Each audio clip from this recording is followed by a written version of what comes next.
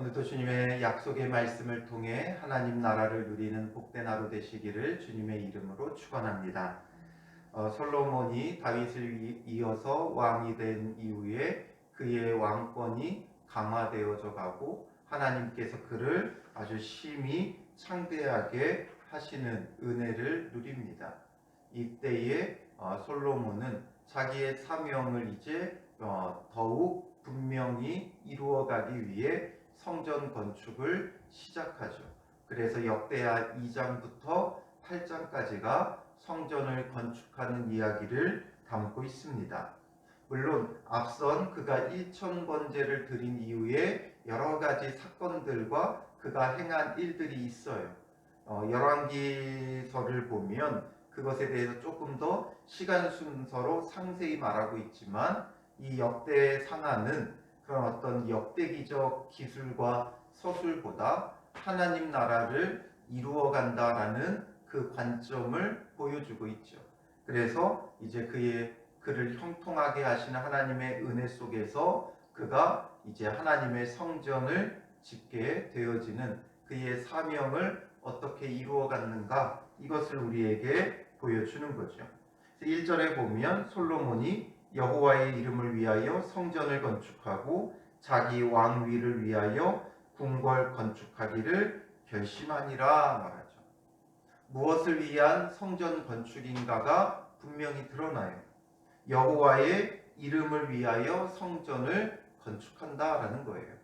자기의 이름이나 자기의 업적을 위해 성전을 건축하는 것이 아니라 여호와의 이름을 위해, 즉 하나님 앞에 영광되는 그런 성전을 건축하는 것이 그의 목적이 되어 있음을 보죠.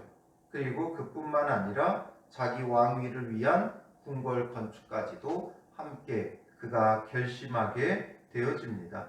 여기서 결심한다라고 우리말로는 번역했지만 사실 이 말은 아마르라는 말하다라는 말에서 왔어요. 이 말하다라는 말에는 어떤 그 여러 가지 의미들을 갖냐 하면 우리가 말하는 건 어디서부터 나와요? 마음에서부터 나오죠. 그래서 이 말하다라는 말에는 선포하다, 명령하다, 결심하다 이런 말들을 다 포함하고 있어요.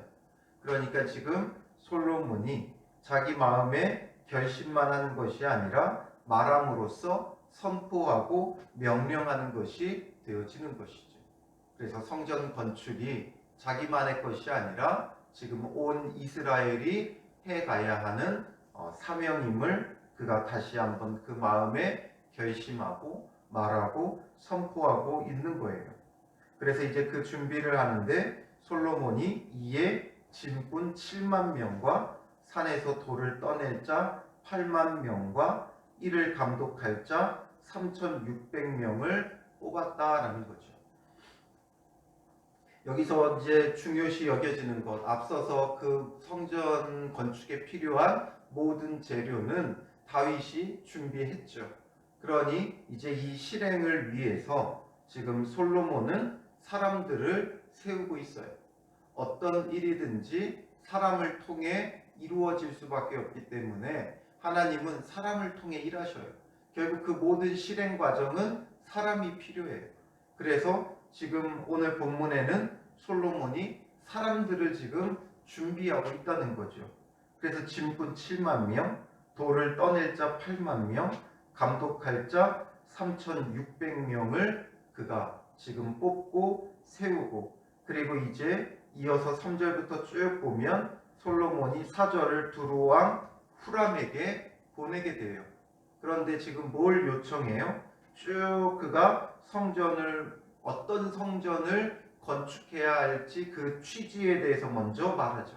그냥 이거 필요하다가 아니라 먼저 이 성전 건축의 취지를 이제 4절부터 6절까지 말하고, 그 다음에 그가 실제적으로 요청하는 요청은 7절부터 10절에 나오죠. 그래서 7절에 보면 당신은 금은동 철로 제조하며 자색, 홍색, 청색 실로 직조하며 또 아로새길 줄 아는 재주 있는 사람 하나를 내게 보내달라 요청을 하는 거예요.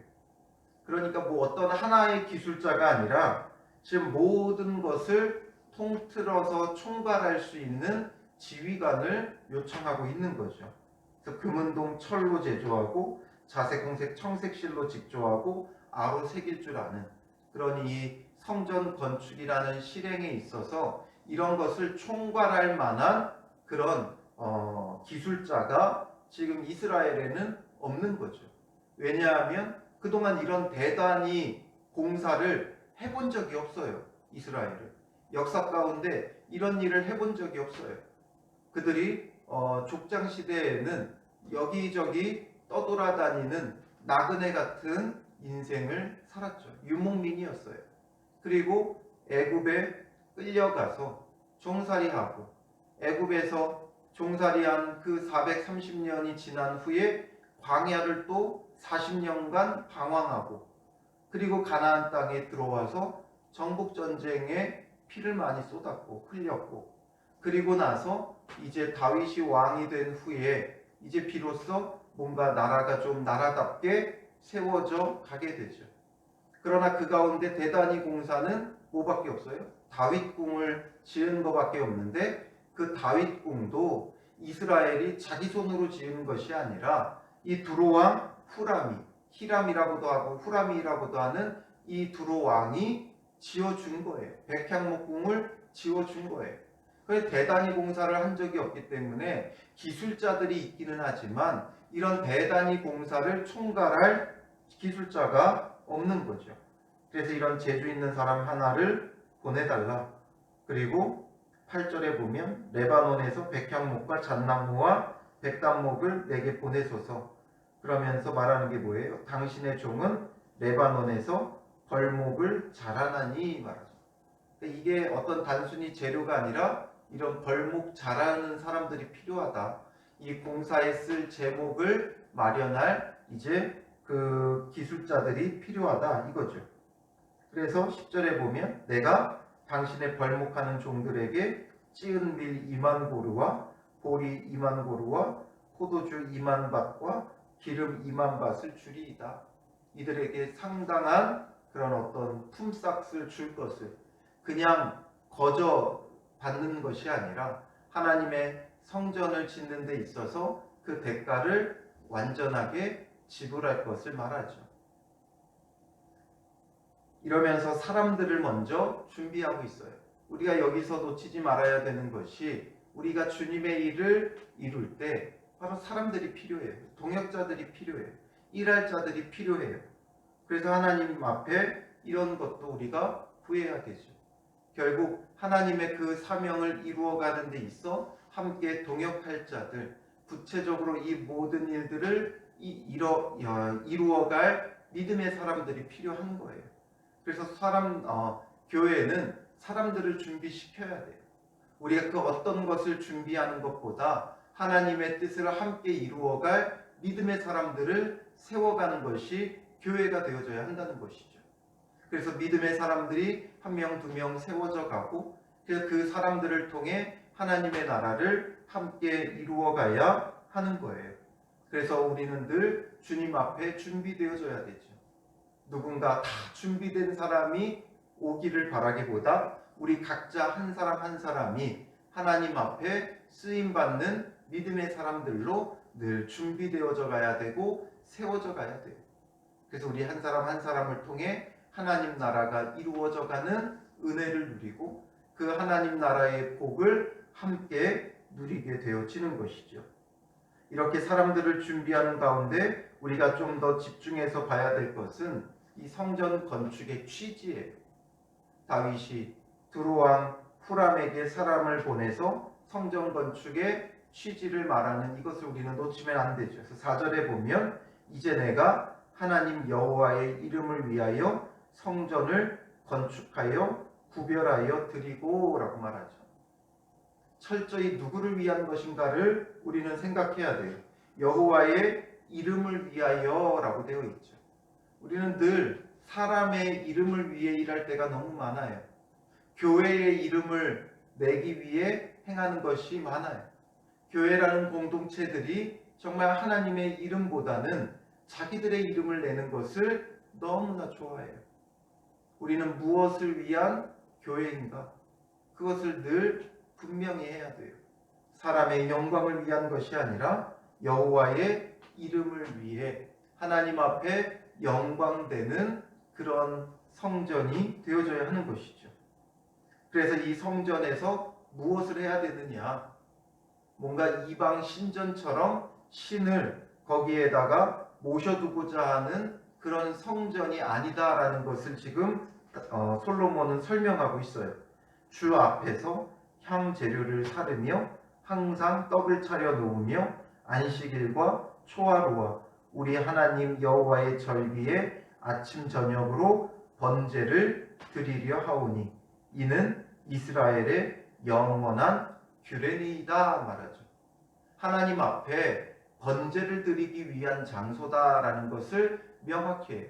이게 하나님께서 우리에게 주신 영원한 규례고 이 영원한 규례를 따라 하나님 앞에 참되게 제사할 수 있는 그런 장소다라는 거죠. 뭔가 막 신성하고 그리고 그곳에 어떤 신을 모셔두는 그런 장소가 아니라 하나님은 영원하시고 하나님은 무소부재하시기에 그곳에 집이 없어서 하나님의 집을 짓는 것도 아니고 또 하나님의 하나님을 그곳에 모셔둘 수 있는 분도 아니고 우리가 그곳에서 하나님을 만나며 하나님과 교제할 수 있는 이 제사, 그 당시는 제사를 통해 하나님과 교제했고 제사를 통해 하나님과 화목함을 누렸고 제사를 통해 제사함의 죄사함의 은혜, 구원의 은혜들을 누렸기 때문에 바로 이 제사가 제대로 드려질 수 있는 하나님이 주신 그 규례, 명령, 율법을 따라 참되게 제사가 드려질 수 있는 그런 곳이다라는 것을 명확히 하죠. 5절에 이렇게 말해요. 내가 건축하고자 하는 성전은 크니 우리 하나님은 모든 신들보다 크심이라. 하나님은 너무나 크시다라는 거예요. 그래서 성전은 커야 된다. 이것이 어떤 규모적인 면에 우리가 무조건 큰 성전을 지어야 된다. 이것을 말하려고 하는 것이 아니죠. 누가 능히 하나님을 위하여 성전을 건축하리요. 하늘과 하늘들의 하늘이라도 주를 용납하지 못하겠거든 말하죠. 하나님이 크기 때문에 그 크신 하나님을 위해 큰 성전을 지어야 하는데 그게 아무리 크다 하여도 어떻게 보면 이 반어법적인 거죠. 아무리 크다 하여도 그 크신 하나님을 담을 수 없다는 거죠. 하늘의 하늘들이라도 하늘하면 얼마나 높고 크고 넓은 것을 의미하죠. 그런데 그 하늘에 하늘이 있다 할지라도 그 하나님을 그 안에 용납할 수 없다라는 거죠. 그러니 우리가 하나님을 모셔둘 장소가 아니라 하나님을 예배하는 장소다라는 것을 그가 더 분명히 하는 거예요. 그래서 내가 누구이기에 어찌 능히 그를 위하여 성전을 건축하리요. 내가 어찌 성전을 건축하겠습니까?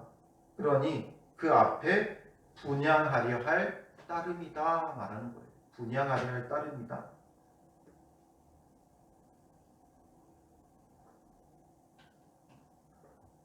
번제와 같이 하나님 앞에 향기를 올려드리기 위한 그런 장소다. 하나님을 예배하기 위한, 하나님을 섬기기 위한 그런 장소임을 분명히 말하죠.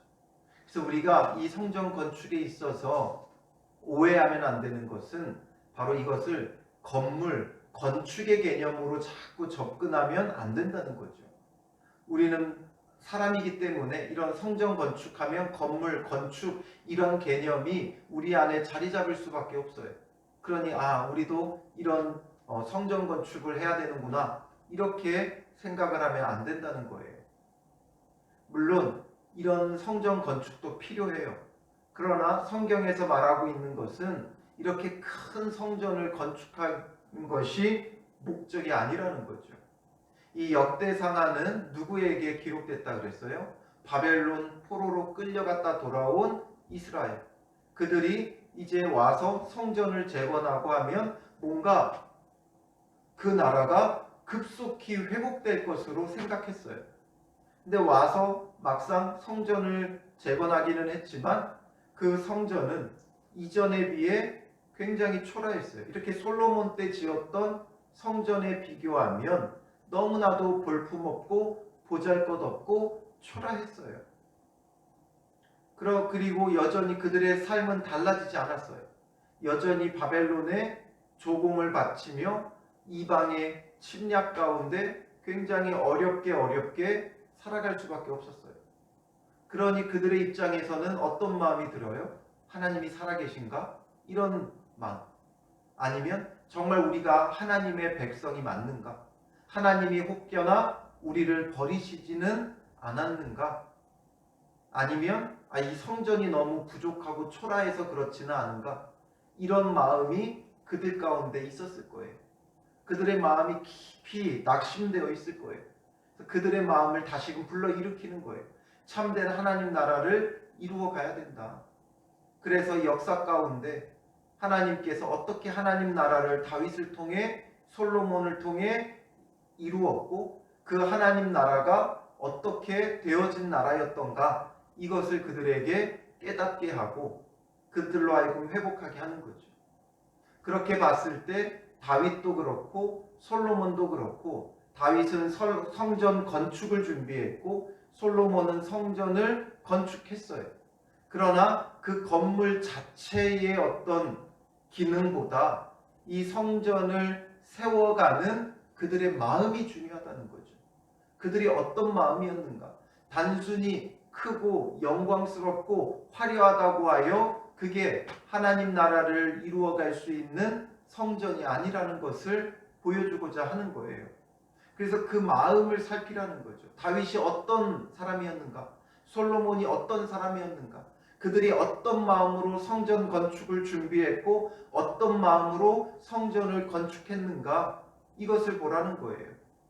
성전 건축이라는 결과가 중요한 게 아니라 건물이 중요한 게 아니라 어떤 마음으로 이런 것들을 이루어갔는가? 그런 면에 있어서는 건물과 건축이라는 개념을 우리 머릿속에서 지워야 돼요. 결국 이 성전을 건축하려고 했던 목적과 이유는 뭐예요? 이것을 중심으로 하나님을 섬기는 나라가 되게 하는 게 바로 중요하다라는 것을 우리에게 보여주죠. 이것을 통해 하나님을 섬겨야 돼요. 그래서 이렇게 크고 하나님을 감당할 수 없는 그런 성전을 건축함에 있어서 우리가 하는 것은 규모가 중요한 게 아니라 그 안에서 하나님을 제사하는 것, 예배하는 것, 섬기는 것, 율법과 규례대로 행하는 것, 이것이 바로 그들의 마음이었다는 거예요.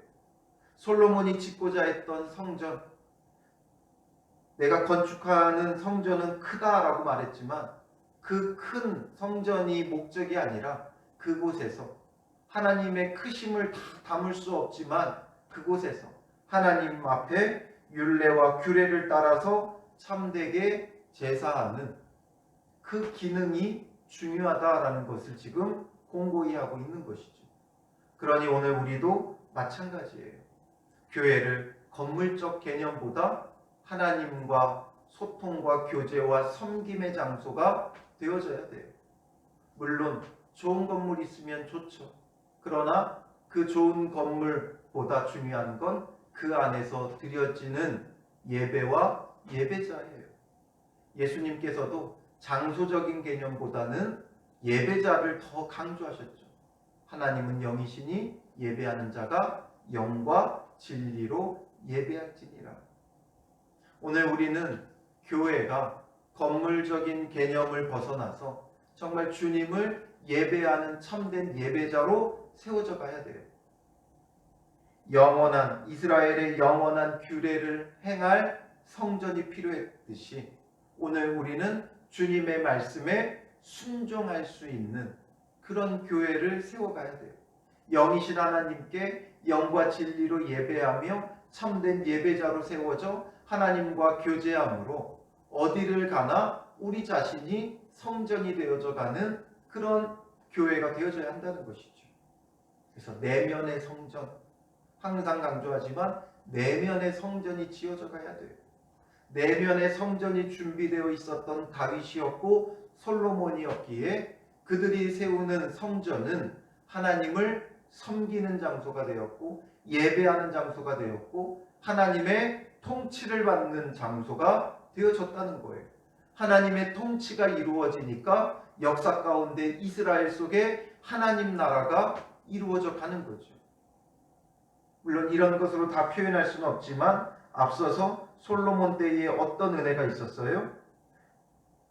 그때 보면 예루살렘에서 은금을 돌같이 흔하게 했고 백향목을 평지에 뽕나무같이 많게 하였다 말하죠.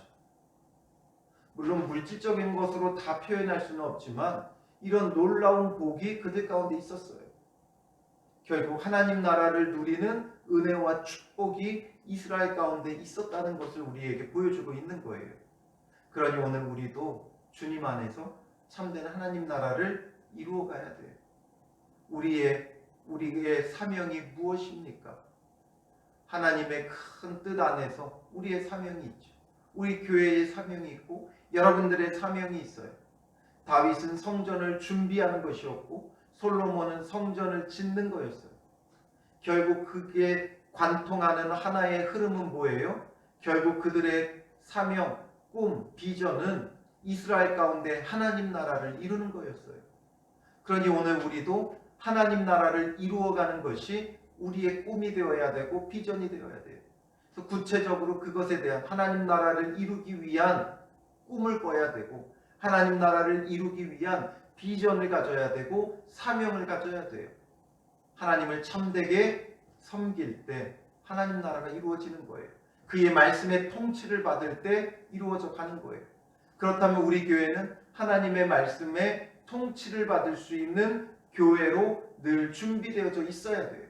여러분들의 마음이, 저의 마음이 다른 어떤 것을 이루어가는 것보다 정말 하나님의 통치를 받기를, 말씀에 순종하며 하나님 나라를 세워가기를 사모하고 있는가? 이 마음이 준비되지 않는다면 우리가 아무리 수백억을 들여 성전을 건축한다 하여도 그 성전은 하나님이 기뻐하시는 성전이 될 수가 없는 거예요. 그러나 우리의 마음이 주님 앞에 이렇게 준비되어 있다면, 하나님의 통치를 받고 하나님 나라를 이루어갈 준비가 되어 있다면, 바벨론 포로에서 돌아와 성전을 재건했을 때 그 성전을 스룹바벨 성전이라고 하죠. 보기에는 초라했지만 그런 초라한 성전이라 하여도 하나님이 함께 하시며 하나님 나라를 누릴 수 있는 거예요. 그걸 역대기는 지금 말씀하고 있는 것이고 오늘 우리에게도 말씀하고 있는 거예요. 우리 교회가 멋지고 영화롭고 크고 이렇지는 않지만 이곳에서 하나님의 통치를, 말씀에 우리가 귀 기울이고 그 말씀을 붙잡고 기도하고 말씀대로 살아가기를 몸부림치고 또한 하나님 주신 그 은혜들을 찬양하는 하나님의 통치가 이루어져가는 그 장소가 된다면 여기서부터 하나님의 통치가 우리의 삶에 이루어져가며 하나님 나라를 누리는 믿음의 사람들이 되는 거예요.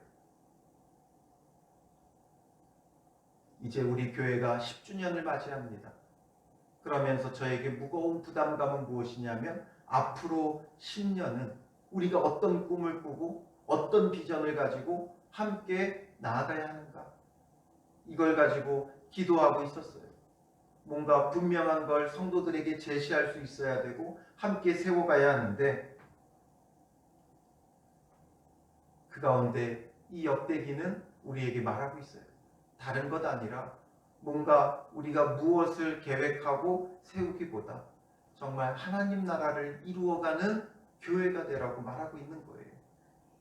우리의 앞으로의 10년은 하나님 나라를 이루어가는, 지난 10년은 내면의 성전을 우리가 외쳤다면 앞으로의 10년은 하나님 나라를 이루어가는 교회, 이 교회가 되기로 우리도 솔로몬과 같이 결심하고 또 우리가 선포하며 함께 나갈 수 있는 그런 믿음의 사람들 되시기를 주님의 이름으로 축원합니다.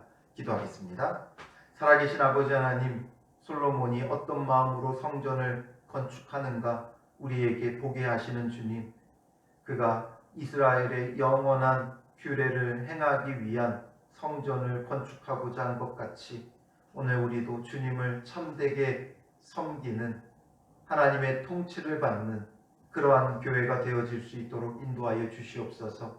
건물적인 건축적인 개념을 우리 안에서 완전히 벗어버리게 하시고, 비록 우리의 성전이 수룹바벨 성전처럼 보기에 초라할지라도 우리의 내면의 성전이 주님 앞에 준비되어져 주님 안에서 하나님의 통치를 받을 수 있는 그런 교회를 세워가게 하옵소서.